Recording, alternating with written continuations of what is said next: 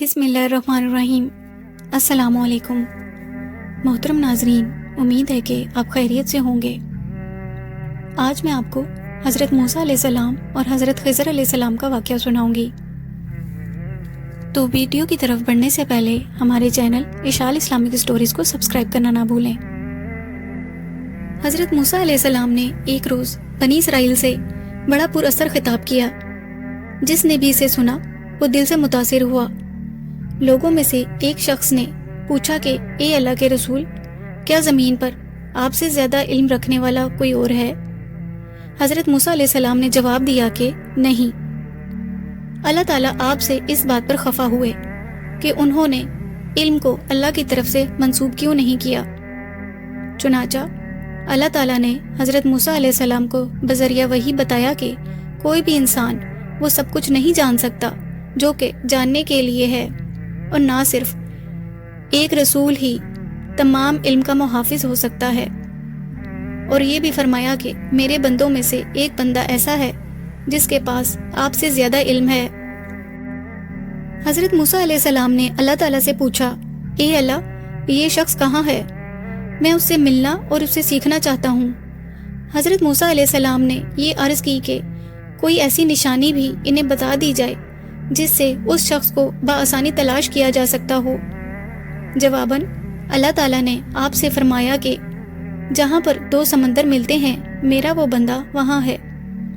حضرت موسیٰ علیہ السلام نے پوچھا، اے میرے رب، میں اس شخص سے کیسے مل سکتا ہوں؟ اللہ تعالیٰ نے فرمایا کہ ایک برتن میں ایک مچھلی ڈال کر اپنے ساتھ لے جائیں۔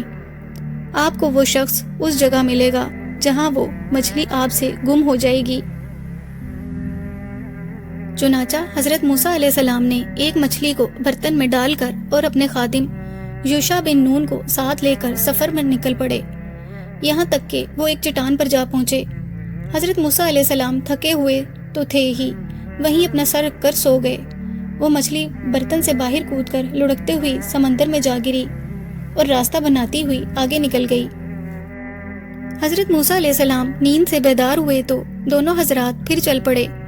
اگلے روز جب دوپہر کا وقت ہوا تو آپ نے اپنے خادم یوشع بن نون سے اپنی تھکن کا اظہار کیا، کھانا طلب فرمایا اور مچھلی کے بارے میں پوچھا تو انہوں نے عرض کی کہ چٹان کے پاس جہاں آپ سو گئے تھے مچھلی تڑپ کر سمندر میں چلی گئی اور میں آپ کو بتانا بھول گیا۔ آپ نے فرمایا کہ ہمیں تو اسی جگہ کی تلاش تھی۔ چنانچہ دونوں حضرات پھر واپس چل پڑے، یہاں تک کہ دوبارہ اسی چٹان پر پہنچ گئے۔ وہاں پر حضرت موسیٰ علیہ السلام نے دیکھا کہ ایک بزرگ کپڑا لپیٹے ہوئے بیٹھے تھے۔ کہا جاتا ہے کہ اللہ کا وہ بندہ حضرت خضر علیہ السلام تھے۔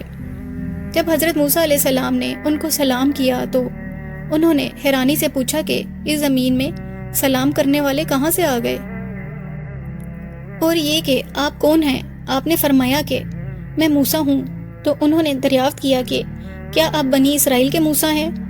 تو آپ نے فرمایا کہ جی ہاں، میں آپ کے پاس آیا ہوں تاکہ آپ مجھے وہ چیزیں سکھائیں جو اللہ تعالیٰ نے آپ کو سکھائی ہیں۔ حضرت خضر علیہ السلام بولے کہ اے موسیٰ، مجھے اللہ تعالیٰ نے ایک ایسا علم دیا ہے جس کو آپ نہیں جانتے، اور آپ کو اللہ تعالیٰ نے ایسے علم سے نوازا ہے جسے میں نہیں جانتا۔ حضرت موسیٰ علیہ السلام نے پوچھا کہ کیا میں آپ کے پیچھے چل سکتا ہوں؟ حضرت خضر علیہ السلام نے فرمایا، مگر تم میرے ساتھ صبر نہیں کر سکو گے۔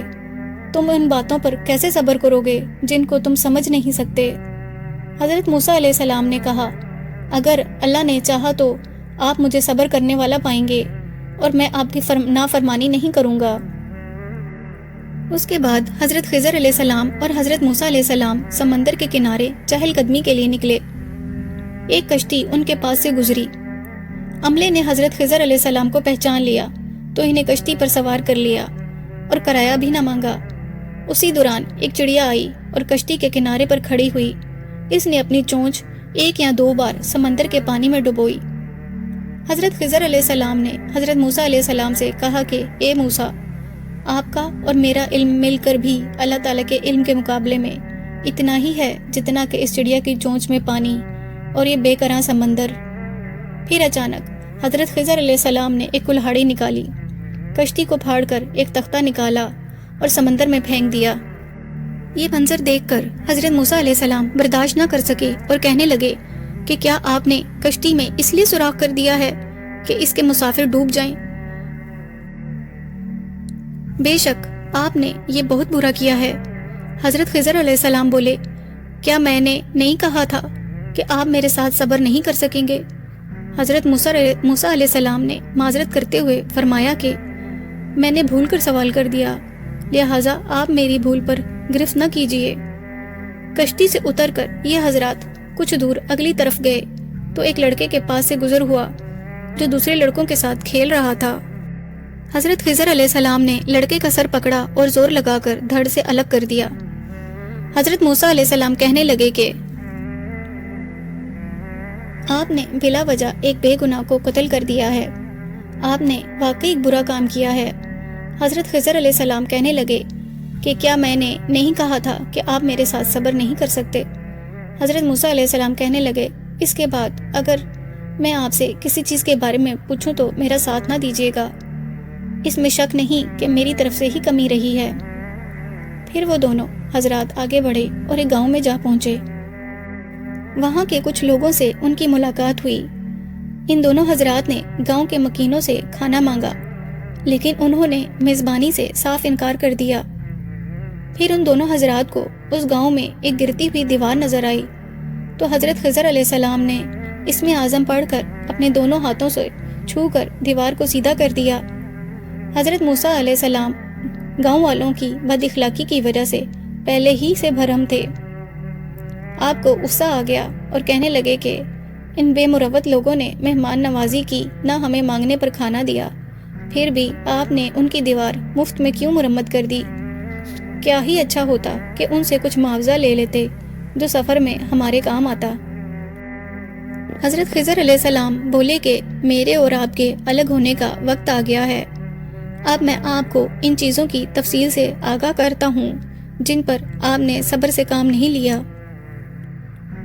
حضرت خضر علیہ السلام نے کہا کہ جس کشتی میں سوراخ کر دیا تھا اس کے مالکان نہایت ہی غریب تھے، اس کشتی کی آمدنی سے اپنی گزر بسر کرتے تھے، اور جس طرف وہ جا رہے تھے وہاں ایک ایسے ظالم بادشاہ کی حکمرانی تھی جو بے داغ اور اچھی کشتیوں کو تو چھین لیتا تھا مگر نقائص والی کشتیوں کو چھوڑ دیا کرتا تھا۔ لہٰذا میں نے جان بوجھ کر ایک تختہ نکال کر اس کشتی میں نقص پیدا کر دیا تاکہ وہ ظالم بادشاہ کی دسترس سے محفوظ رہے۔ بعد میں غریب مالکان بآسانی اپنی کشتی کو مرمت کر لیں گے۔